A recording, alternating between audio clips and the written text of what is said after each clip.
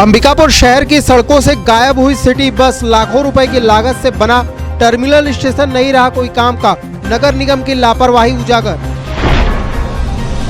जिले के 46 बच्चों को मिलेगा महतारी दुलार योजना का लाभ। कोरोना से जिन बच्चों के माता पिता की हुई मृत्यु, वे बच्चे आएंगे योजना के दायरे में। बच्चों के पढ़ाई लिखाई का खर्च उठाएगी सरकार। बलरामपुर जिले में जंगलों की अवैध कटाई कर जमीन कब्जा कर रहे ग्रामीण वन अधिकार पट्टा हासिल करने उजाड़ा जा रहा जंगल। वन विभाग नहीं कर रहा कब्जाधारियों के खिलाफ कार्रवाई।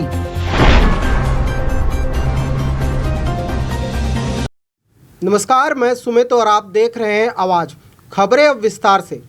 अंबिकापुर नगर निगम द्वारा सरकार की योजनाओं का कैसे दुरुपयोग किया जाता है, इसका अंदाजा इस बात से लगाया जा सकता है कि जब शहर की सड़कों से सिटी बस गायब हो गई, तब करोड़ों रुपए की लागत से टर्मिनल स्टेशन बनकर तैयार हुआ है।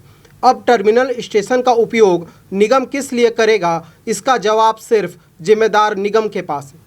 अंबिकापुर में सिटी बसों के रखरखाव के लिए बनाया जा रहा टर्मिनल स्टेशन तब बनकर तैयार हुआ जब शहर से अधिकांश रूट में चलने वाली सिटी बस गायब हो गई। हैरानी की बात यह है कि लाखों रुपए की लागत से कराए जा रहे टर्मिनल सेंटर निर्माण कार्य को 4 वर्ष लग गए। इससे महज अंदाजा लगाया जा सकता है कि नगर निगम के अधिकारी टर्मिनल स्टेशन निर्माण को लेकर कितने गंभीर थे। जबकि निर्धारित समय पर टर्मिनल स्टेशन का निर्माण हो जाता तो आज जो हालत सिटी बसों का है वह नहीं होता और निगम को भी आय होती।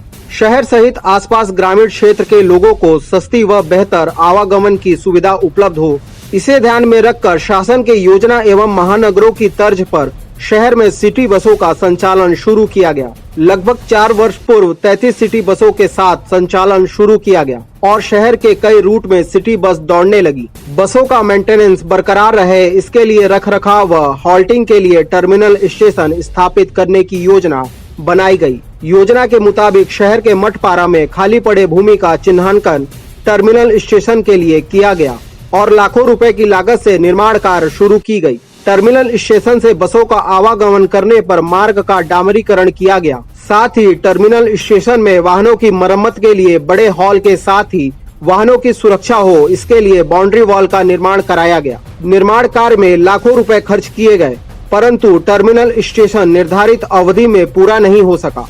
लगभग 1.5 करोड़ की लागत से बनाया जा रहा टर्मिनल स्टेशन 4 साल में बनकर तैयार हुआ, जबकि अधिकांश सिटी बस अपने रूट से गायब हो गयी। नियम अनुसार सिटी बसों को टर्मिनल स्टेशन में खड़ा करना व हॉल्टिंग करना था, जहां सोसाइटी उनकी रखरखाव करती, जिससे बसों के फिटनेस में लापरवाही न हो सके। लेकिन सोसाइटी ने न तो इस ओर ध्यान दिया और न ही निगम प्रशासन, जिससे टर्मिनल स्टेशन का निर्माण काफी देर से हो सका। वहीं जब सिटी बस अब शहर की सड़कों से गायब हो गई हैं, तो अब नगर निगम टर्मिनल स्टेशन का किस तरह उपयोग करता है, यह देखने वाली बात होगी। हमें 40 सिटी बसें मिली थी अंबिकापुर से विभिन्न क्षेत्रों में, और जो रेगुलर क्षेत्र जो हैं जैसे उदयपुर, लखनपुर, मैनपाट, रामानुजगंज जैसे जो रेगुलर क्षेत्र हैं वहाँ से ट्रांसपोर्टेशन के लिए, जो कि एक कंपनी के माध्यम से चल रही थी, एसोसिएशन के माध्यम से। और इसमें कलेक्टर साहब के अध्यक्षता में जो कमेटी बनी हुई है उसके द्वारा संचालित की जा रही थी, और जो गवर्नमेंट को जो पैसे जमा करने थे, नॉमिनल जो था, उसके माध्यम से चल रहा था। तो अभी सिटी बसें, कई बसें अभी ख़राब की स्थिति में दिखती हैं, लेकिन कई बसें तो सड़कों पे दिख रही हैं और ट्रांसपोर्टेशन में दिख रही हैं। एग्जैक्टली अभी मैं ये नहीं बता पाऊँगी कितनी बसें अभी चल रही हैं। और सिटी बस के लिए हम लोगों ने जो शेड बनाया है वो भट्टापारा बोलते हैं, वहाँ पे बना हुआ है, और ये उसी समय में बनने का था, लेकिन बड़ा स्ट्रक्चर था, बीच में फंडिंग और इसकी वजह से, लेकिन अब वो तैयार हो चुका है और जल्दी ही उसे हम लोग सुचारू रूप से संचालित करेंगे। क्योंकि ये बीच के 2 साल जो हैं पूरे कोरोना काल में ही निकल गए। हमें कभी बस बंद हुई, कभी चालू हुई, कभी किसी कारणवश नहीं हो पा रहा था। अब धीरे धीरे सारी चीज़ें खुल गई हैं, तो निश्चित तौर पे हम लोग उसे रेगुलराइज करेंगे। नहीं, देखिए, एक तो ये जो शहरी यातायात सोसाइटी के माध्यम से ये सिटी बसों का संचालन शुरू हुआ था, इसके अध्यक्ष सोसाइटी के कलेक्टर होते हैं, और जो जिस जिस जिलों के संबंधित बसें चलती हैं, वहाँ के कलेक्टर, वहाँ के एसपी और वहाँ के सीएमओ या जो भी नगर निगम के वो सदस्य होते हैं इसमें।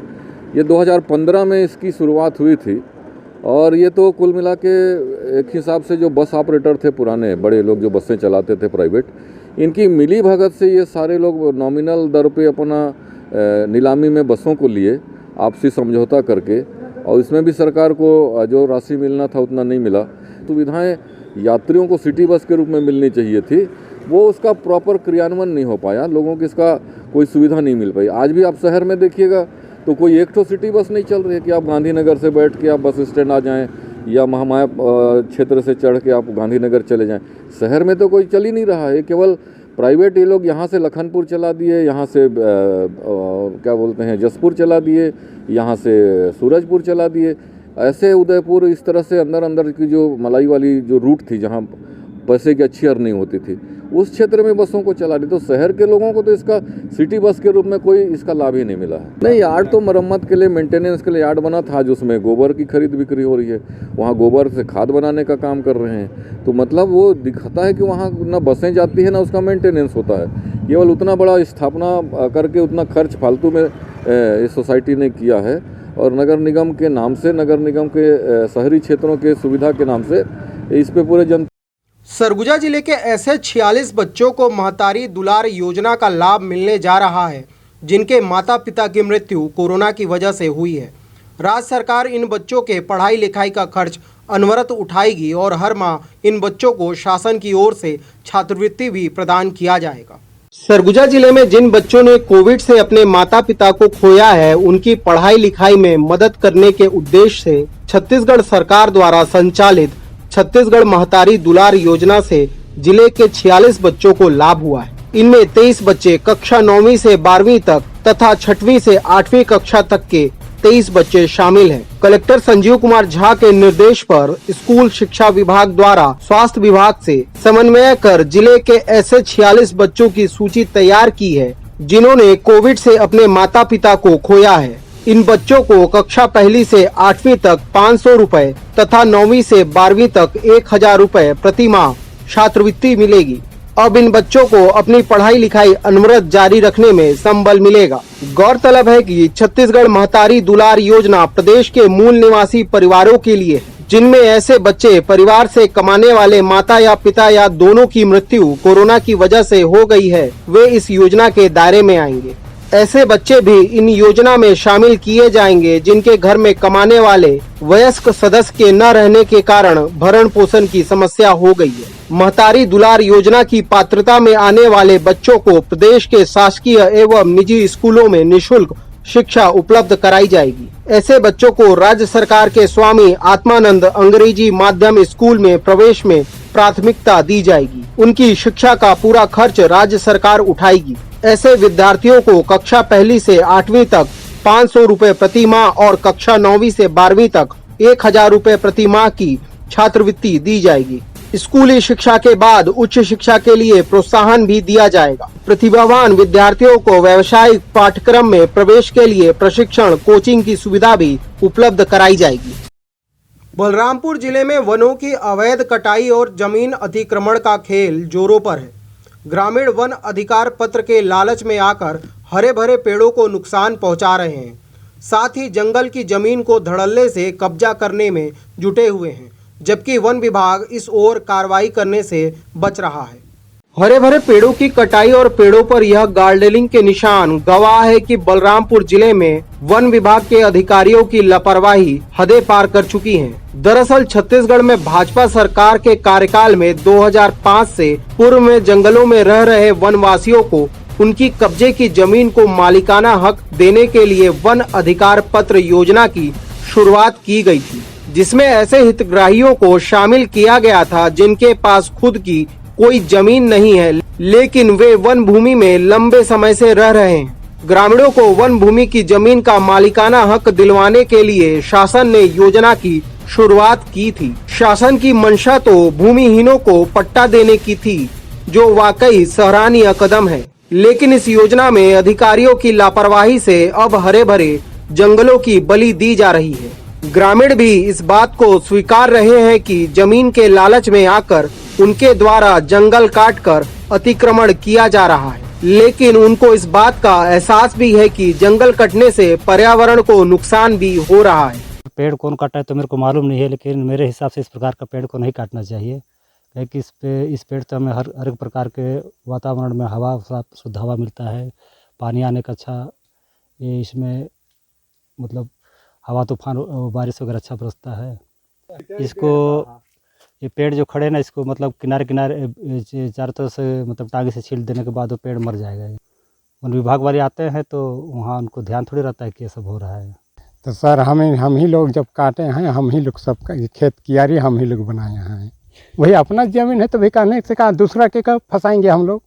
कहा कोई सोच के नहीं सोचे, लेकिन हम लोग भी बुड़बक था, हम लोग काट दिए और अब खेत कियारी हम लोग बना लिया है। तो लिए पट्टा के लालच में हम लोग काट के बस्ती या बस बना लिया है। वहीं अवैध कटाई और पट्टा वितरण के मामले में भाजपा के जिला उपाध्यक्ष मुन्नालाल चौधरी ने मौजूदा सरकार पर आरोप लगाते हुए कहा कि पात्र हितग्राहियों को पट्टा का वितरण पूर्व में ही किया जा चुका है, लेकिन अब जो पट्टा दिया जा रहा है उसमें जमीन घोटाले का खेल चल रहा है। कांग्रेस अपने चहेतों को पट्टा दे रही है।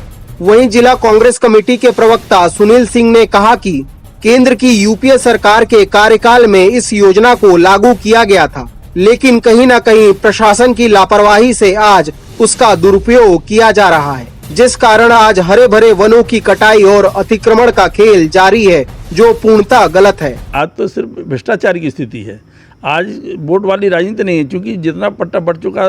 अब तो ये मात्र गुमराह कर रहे हैं लोगों को, पैसा कमाने के लिए लोगों को झूठा साचा आश्वासन दे करके कि हम आपको पट्टा दे देंगे, क्योंकि वास्तव में इस योजना में अभी जो सरकार कांग्रेस की आई है, जो पात्र लोग हैं उनको पट्टा ना दे करके, जो रसूलदार हैं, जो कुछ कांग्रेस से जुड़े हैं, जो कुछ पैसा खर्च कर सकते हैं, ऐसे लोगों को यूपीए गवर्नमेंट के दौरान जो वन भूमि के अधिकार पत्र देने का कानून बनाया गया था और उसका इम्प्लीमेंट हो रहा है। हमारे छत्तीसगढ़ में भी बहुत सारे लोगों को वन अधिकार पत्र वितरित किए गए हैं और वर्तमान में भी मुख्यमंत्री महोदय ने कहा है कि जितने पात्र लोग हैं उन लोगों को वन अधिकार पत्र दे दिए जाएं।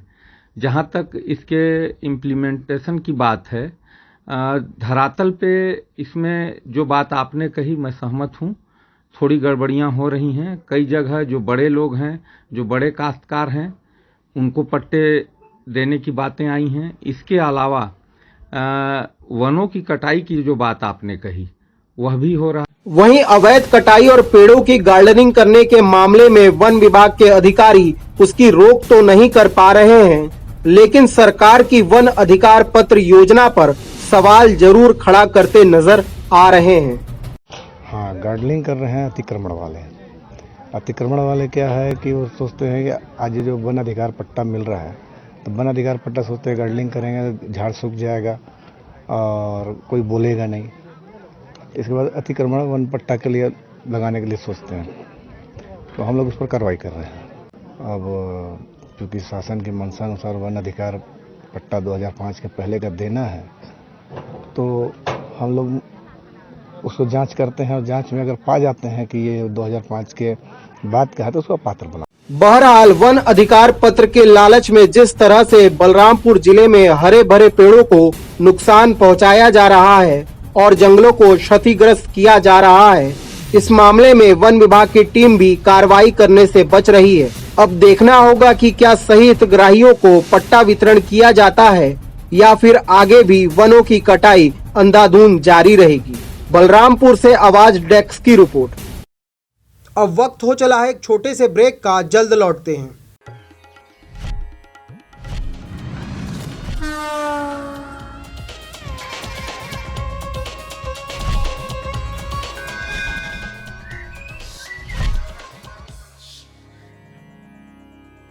क्या आपको मालूम है कि अंबिकापुर के सभी स्कूलों की ऑनलाइन क्लासेस शुरू हो गई हैं?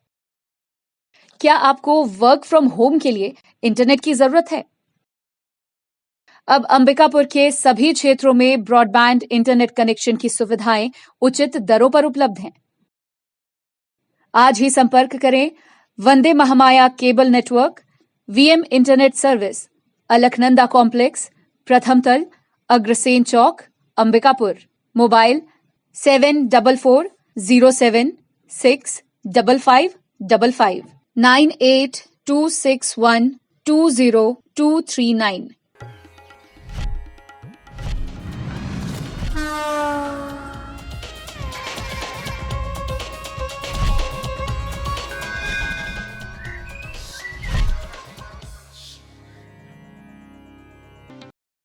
ब्रेक के बाद आपका स्वागत है। रुख करते हैं अगली खबर की ओर।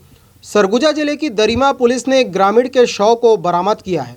इस घटना के सामने आने के बाद क्षेत्र में सनसनी फैल गई है। पुलिस के अनुसार टपर किला निवासी मनबोध पिछले कई दिनों से घर से लापता था। परिजन उसकी खोजबीन कर रहे थे, लेकिन उसका कुछ पता नहीं चल रहा था। इसी बीच गुरुवार को टपर किला स्थित बरनाला से स्थानीय लोगों की सूचना पर पुलिस ने ग्रामीण के शव को बरामद किया है। ग्रामीण की मौत किस वजह से हुई, इसका अब तक पता नहीं चल सका है। फिलहाल पुलिस शव का पंचनामा कर पीएम के लिए भेज दी है। साथ ही मर्ग कायम कर मामले की जांच में जुट गई है। एमआईसी की बैठक में कई वर्षों से गलत तरीके से भवन अनुज्ञा के लिए अपर कलेक्टर से अनापत्ति लेने की प्रक्रिया को समाप्त कर दिया गया है। मेयर अजय तिर्की एवं लोक निर्माण विभाग के प्रभारी शफी अहमद ने बताया कि आज तक गलत तरीके से भवन अनुज्ञा के लिए अपर कलेक्टर से अनापत्ति लिया जा रहा था। अपर कलेक्टर से अनापत्ति के लिए शासन का कोई भी सर्कुलर नहीं है। अंबिकापुर छोड़कर प्रदेश के किसी भी निकाय में भवन अनुज्ञा के लिए अपर कलेक्टर से अनापत्ति नहीं लिया जा रहा है। अंबिकापुर नगर निगम में अब तक गलत तरीके से अपर कलेक्टर से अनापत्ति लिया जा रहा था, जिसे अब समाप्त कर दिया गया है। विधानसभा नेता प्रतिपक्ष धर्मलाल कौशिक ने प्रदेश के गृह मंत्री के नक्सली वाले बयान पर कड़ी प्रतिक्रिया दी है। उन्होंने कहा कि गृह मंत्री को नक्सली के बारे में कुछ कहना नहीं चाहिए। बीजापुर में जो सिलगर का मामला हुआ, वहां आज तक गृह मंत्री नहीं गए, जिसके विरोध में सर्व आदिवासी समाज बस्तर से लेकर सरगुजा तक दौरा कर रहा है। गृह मंत्री को उनके प्रतिनिधिमंडल से मिलने तक का समय नहीं है। गृह मंत्री को यदि इस समस्या का समाधान करना है तो पहले बस्तर जाकर आदिवासियों से बात करनी चाहिए। वहीं नेता प्रतिपक्ष ने आरोप लगाया कि जब से कांग्रेस की सरकार सत्ता में आई है, तब से नक्सलियों का मनोबल बढ़ा हुआ है। गृह मंत्री को तो नक्सली के बारे में बोलना भी नहीं चाहिए। जो सिलगर का जो मामला हुआ, आज तक गृह मंत्री जी देखने के लिए नहीं गए। सर्वआदि समाज लगातार उसका विरोध कर रहे हैं, बस्तर से लेकर के सरगुजा तक। लेकिन गृह मंत्री के पास में समय नहीं है कि उस प्रतिनिधिमंडल से मिले, उनसे बातचीत करें। और पूरे प्रदेश में जिस प्रकार से कांग्रेस की सरकार आने के बाद नक्सलियों का मनोबल बढ़ा हुआ है, आम सिविलियन आज सुरक्षित नहीं है। लगातार घटनाएं घट रही है, हत्या कर रहे हैं, उपकरण जलाए जा रहे हैं, विकास कार्य को अवरुद्ध कर रहे हैं। तो सबसे पहले तो गृह मंत्री जी को जाना चाहिए बस्तर और जाकर के बातचीत करना चाहिए, मिलना। इतनी बड़ी घटना होने के बाद में उनके पास समय नहीं है। आज नक्सली जब डॉक्टर रमन सिंह की सरकार थी, उससे आज बढ़ा हुआ आपको दिखाई दे रहा है और घटनाएं भी लगातार घट रही है। मुझे लगता है कि इनके नियंत्रण में न कानून व्यवस्था है और न ही उस तरफ कोई ठोस कार्रवाई करे, ऐसा कुछ दिखाई। वक्त हो चला है एक और छोटे से ब्रेक का, जल्द लौटते हैं।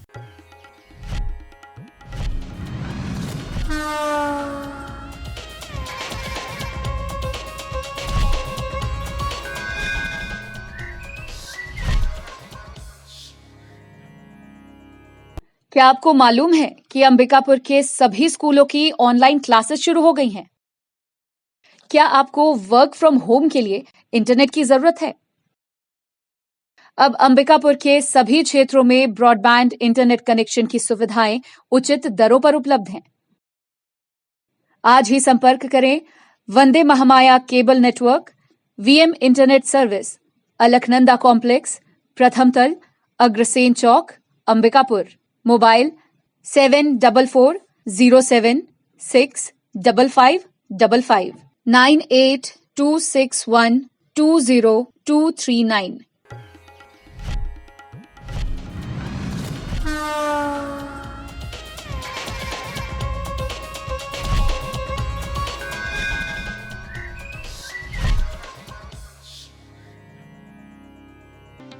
ब्रेक के बाद आपका स्वागत है। बढ़ते हैं अगली खबर की ओर। सूरजपुर जिले के दौरे पर पहुंचे छत्तीसगढ़ विधानसभा के नेता प्रतिपक्ष धर्मलाल कौशिक ने पीसीसी अध्यक्ष मोहन मरकाम पर निशाना साधा है। उन्होंने मोहन मरकाम द्वारा पूर्व मुख्यमंत्री रमन सिंह पर दिए गए बयान पर पलटवार करते हुए कहा कि मोहन मरकाम को पूरी जानकारी प्रमाण के साथ देनी चाहिए, बिना जानकारी के वे कुछ भी बोलते रहते हैं। गौरतलब है कि मोहन मरकाम ने बयान दिया था कि छत्तीसगढ़ में पेगास कंपनी के लोग 2017 में आए थे। तत्कालीन मुख्यमंत्री रमन सिंह और पुलिस के साथ उनकी चर्चा हुई थी। इसकी जानकारी एक अखबार में भी छपी थी, जिस आधार पर भूपेश बघेल द्वारा नवंबर 2019 में एक समिति का गठन किया गया। समिति ने इस मामले की जांच की और जांच में पाया कि पेगास कंपनी के साथ पूर्व मुख्यमंत्री की बैठक की जानकारी से जुड़े सभी दस्तावेज को जला दिया गया है। देखो, पीसीसी अध्यक्ष को और छोर कहीं कुछ मालूम नहीं है, और यदि उनको लगता है तो उसको प्रमाण भी देना चाहिए। ये तो किसी के लिए कुछ भी बोल दे, हमारे प्रभारी के लिए कुछ भी बोल दिए, और इसलिए उसको कोई गंभीरता से लेता नहीं है, और ना उनके बात को कोई तवज्जो मिलती है ना वजन मिलता है। बुलेटिन में सिर्फ इतना ही। शहर से जुड़ी खबरों के लिए देखते रहिए आवाज। इस न्यूज के स्पॉन्सर हैं वीएम इंटरनेट, अलकनंदा कॉम्प्लेक्स, प्रथम तल, अग्रसेन चौक, अंबिकापुर, सरगुजा, छत्तीसगढ़।